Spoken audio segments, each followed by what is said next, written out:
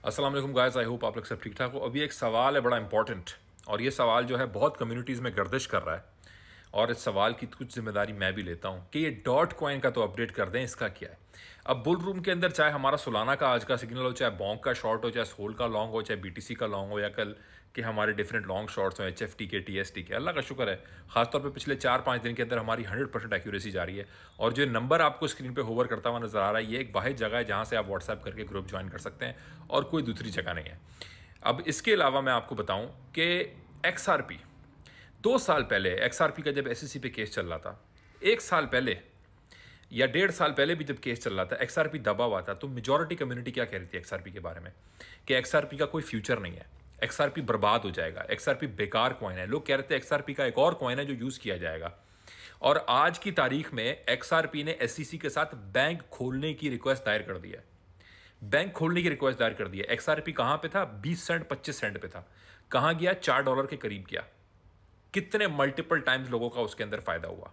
कितना time x हुआ? 5x हुआ, ज्यादा हुआ, ऑलमोस्ट 10x से ज्यादा हुआ ना। 0.25 से एक चीज हमारी जो है वो 2.5 पे चली जाए, 3 पे चली जाए, तो ये तो बहुत ज्यादा बढ़ना हुआ ना एक चीज का। अब आओ सोलाना के ऊपर।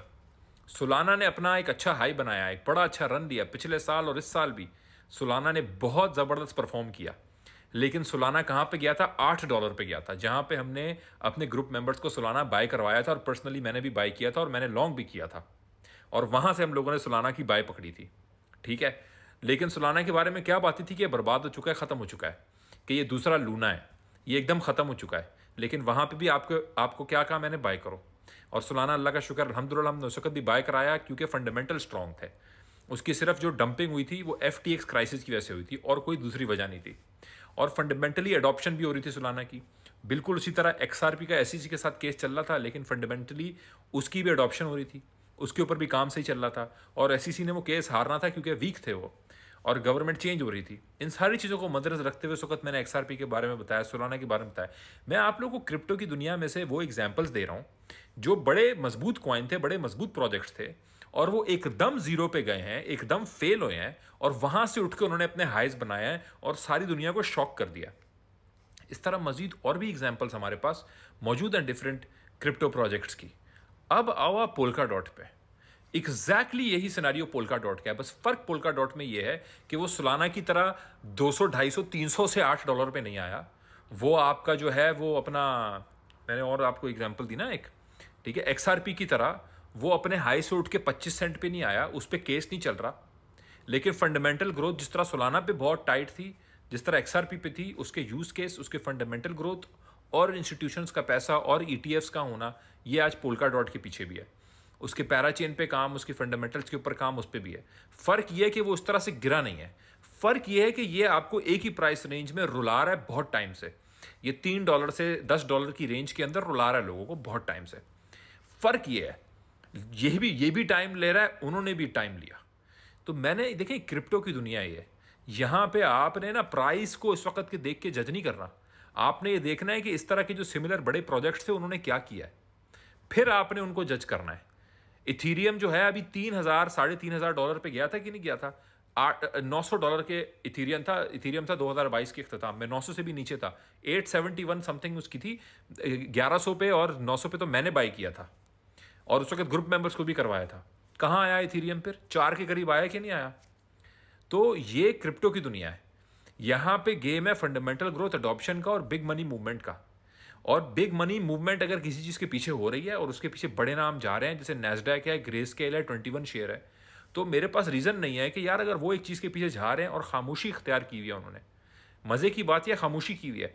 जिस वक्त XRP को खरीदने का सबसे सुनहरी वक्त था, XRP के ऊपर सारी कम्युनिटी खामोश क्या नेगेटिव थी। जिस वक्त सोलाना को खरीदने का सबसे बड़ा वक्त था, सोलाना के ऊपर सारी कम्युनिटी खामोश और नेगेटिव थी। आज डॉट के ऊपर कम्युनिटी नेगेटिव है, और फंडामेंटल ग्रोथ इसकी भी मौजूद है। अभी भी ये टॉप कॉइन्स में मौजूद है, कॉइन मार्केट कैप पे अभी भी ये टॉप 15 में आता है, कभी 14, कभी 13, कभी 10, कभी 15 टॉप प्रोजेक्ट्स के अंदर मौजूद है ये। और इसी तरह मजीद आपको और एग्जाम्पल्स भी इस क्रिप्टो की दुनिया में मिलेंगी, लेकिन मैंने आप लोगों को 2 बड़ी दी हैं एग्जाम्पल, जो रिसेंट पास्ट से उठा के मैंने आपको दिए हैं। 3 बड़ी दी हैं, XRP, सोलाना, इथीरियम। मजीद एग्जाम्पल्स आप लोगों को मालूम है तो आप लोग नीचे कमेंट में उसको बयान कर सकते हैं, उसको बता सकते हैं। तो ये भाई है क्रिप्टो की दुनिया। यहाँ पे कि ये डाउन जा रहा है, डाउन जा रहा है। बीटीसी भी डाउन जा रहा था, 16,000 पे था, ठीक है जी। 16,000 पे भी लोग बेरिश थे, और आज लोग लाख पे भी, अगर अभी अभी 1,08,800 पे है ना, 1,09,000 पे है, अगर ये लाख पे भी चला गया ना, लोग बेयर मार्केट की बातें शुरू कर देंगे।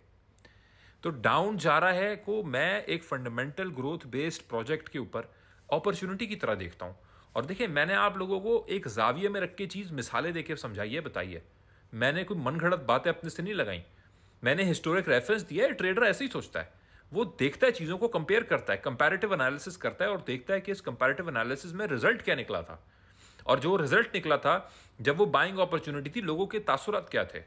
तो उस हिसाब से हम सोचते हैं। हमें कोई परवाह नहीं है कि डॉट हो, शॉर्ट हो, मॉट हो, हमें कोई परवाह नहीं है। हमें परवाह ये है कि फंडामेंटल ग्रोथ एक चीज़ में नज़र आ रही है, हमें वक्तन फवक्तन होती हुई नज़र आ रही है, एक प्रोग्रेसिवली होती हुई नज़र आ रही है। अचानक से आज नैस्डैक उसके पीछे घुस जाता है। तो मैं इन चीज़ों को देख रहा हूँ जी, और मैं अगर एक अच्छी अपॉर्चुनिटी हाथ लगती है, मैं उसको क्यों मिस कर जाऊँ। तो ये मेरे रीज़न है। आप लोगों के बेहतर रीज़न होंगे, आप लोग के और रीज़न होंगे। आप लोग अपनी रिसर्च करें, अपना एनालिसिस करें, अपने गाइडेंस के हिसाब से चलें। मैं इस सवाल का सिर्फ जवाब दे रहा हूँ यहाँ पे कि मेरा उस पर क्या जाविया है या मेरा उस पर क्या टेक है। मैं गलत हो सकता हूँ, सही हो सकता हूँ, वक्त बताएगा इंशाल्लाह ताला। Solana XRP, Ethereum, different products के मामले के अंदर हम लोग अल्हम्दुलिल्लाह सही थे। बहुत सारी चीज़ें, एनवीडिया के स्टॉक की कॉल जो थी मेरी 2022 की कि ख़रीद लो एनवीडिया का स्टॉक।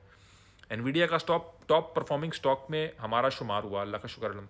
तो उस टाइम पे चीज़ें सही नज़र नहीं आ रही होती, वक्त लगता है, इंतज़ार करना पड़ता है, लेकिन इन्जॉय फिर जब लोग करते हैं ना, वो उस वक्त भी भूल जाते हैं। ठीक है जी। तो ये हिस्टोरिक एविडेंसेस हैं, फैक्ट्स हैं, जो मार्केट की मूवमेंट्स पे बेस करती हैं। तो मैंने आप लोगों को वो बताई हैं, सामने रखी हैं, समझाई हैं। थैंक यू सो मच, जज़ाकल्लाह।